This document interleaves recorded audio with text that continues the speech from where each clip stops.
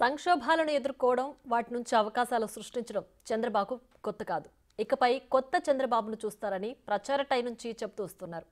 అన్నట్లుగానే సరికొత్త కార్యక్రమాలకు శ్రీకారం చుడుతున్నారు.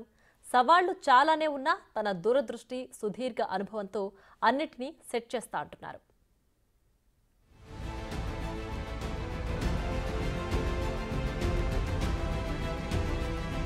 చంద్రబాబు 4.0 ప్రభుత్వం ఎలా ఉంటుంది? ఏమేం నిర్ణయాలు ఉంటాయి? ఎలా మార్పు చూపిస్తారు? మిగతా ప్రపంచంతో ఏపీని ఎలా పోటీ పడేలా చేస్తారు?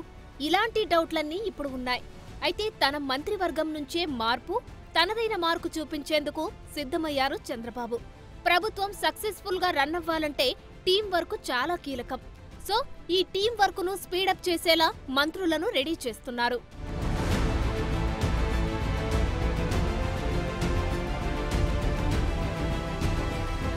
ఆంధ్రప్రదేశ్ ముఖ్యమంత్రిగా చంద్రబాబు 4వసారి ప్రమాణ స్వీకారం ఓ రికార్డు.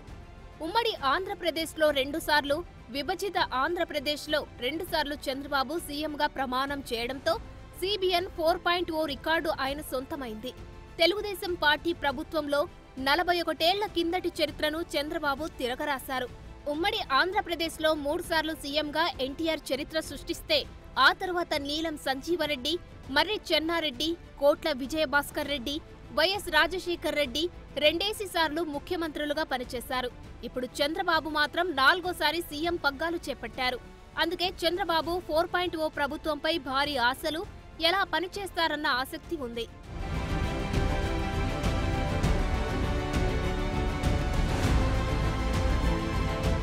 అందరికంటే ఒకంత ముందుగా ఆలోచించే చంద్రబాబు మంత్రులకు తొలి రోజునే చాలా జాగ్రత్తలు చెప్పారు. శాఖల్లో ఫైల్స్ ఎలా నిర్వహించాలి, ఏం చేయాలి, ఏం చేయకూడదు అన్న ఇష్యూస్ పై మంత్రులకు ట్రైనింగ్ కూడా ఇప్పిస్తామన్నారు సీఎం చంద్రబాబు.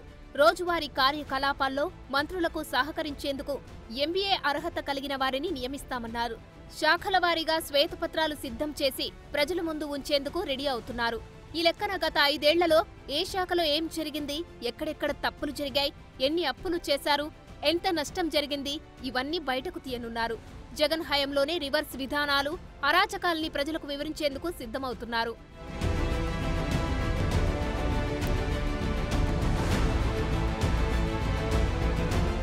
గత ప్రభుత్వంలోనే మంత్రుల దగ్గర పనిచేసిన PAలను నియమించుకోవద్దన్నారు సీఎం చంద్రబాబు. ముఖ్యంగా OSDలు, PA, PSల విషయంలో మంత్రులు అలర్టుగా ఉండాలంటున్నారు. తమ పనితీరు ద్వారా శాఖలకు మరింత పేరు, ప్రఖ్యాతులు తెచ్చే బాధ్యత మంత్రులదేనని చెప్పడం ద్వారా ఎవరి టార్గెట్స్ వారికి ఇచ్చేశారు. ప్రజలకు సేవ చేయడానికి ఇదో అపూర్వ అవకాశమని మరింత కష్టపడి పనిచేసి మంచి పేరు తెచ్చుకోవాలన్నారు. ప్రతి ఫైలును క్షుణ్ణంగా పరిశీలించాకే సంతకం పెట్టాలని సూచించారు. ఉమ్మడి ఆంధ్రప్రదేశ్, నవ్యాంధ్ర తొలి సీఎంగా తాను ఎదుర్కొన్న సవాళ్లు, అప్పటి రాజకీయ, సామాజిక, ఆర్థిక పరిస్థితుల్ని, ప్రస్తుత పరిస్థితులపై తేడాలను మంత్రులకు ఈపాటికే వివరించారు. ప్రస్తుత క్యాబినెట్లో ఉన్నత విద్యావంతులు, యువకులు ఉన్నారని, ఉత్సాహంగా పనిచేయాలని సూచించారు. ప్రజలిచ్చిన అవకాశాన్ని సద్వినియోగం చేసుకుని తప్పులు జరగకుండా చూసుకోవాలన్నారు. వ్యవస్థలను చక్కదిద్ది రాష్ట్ర పునర్నిర్మాణంలో భాగస్వాములు కావాలి అని సొంత క్యాబినెట్కు చెప్పడం ద్వారా ముందడుగు వేశారు చంద్రబాబు. ఈ లెక్కన 4.0 ప్రభుత్వం ఎలా ఉంటుందో చెప్పకనే చెప్పారు.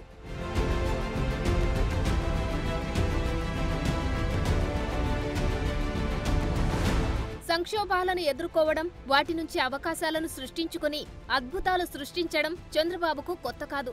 నవ్యాంధ్రప్రదేశ్కు 2వసారి ముఖ్యమంత్రిగా బాధ్యతలు చేపట్టిన చంద్రబాబు తన పాలన అనుభవంతో గతంలోలానే నవ్యాంధ్రను పరుగులు పెట్టిస్తానంటున్నారు.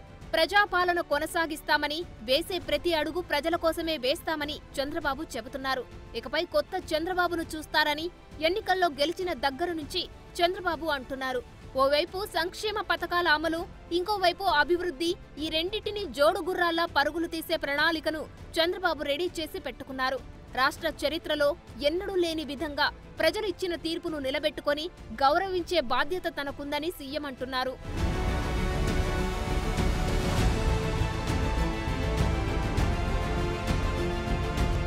ఇప్పటికే అమరావతిలో జంగిల్ క్లియరెన్స్ తో పనులు ఊపందుకున్నాయి. సగంలో ఆగిపోయిన భవనాల నిర్మాణాలు మొదలవుతున్నాయి. అమరావతి అంతటా రాజధాని మళ్లీ హడావిడి కనిపిస్తోంది. విశాఖను ఆర్థిక రాజధానిగా మారుస్తామని చెప్పడం ద్వారా అక్కడి ప్రజానికానికి భరోసా ఇచ్చారు.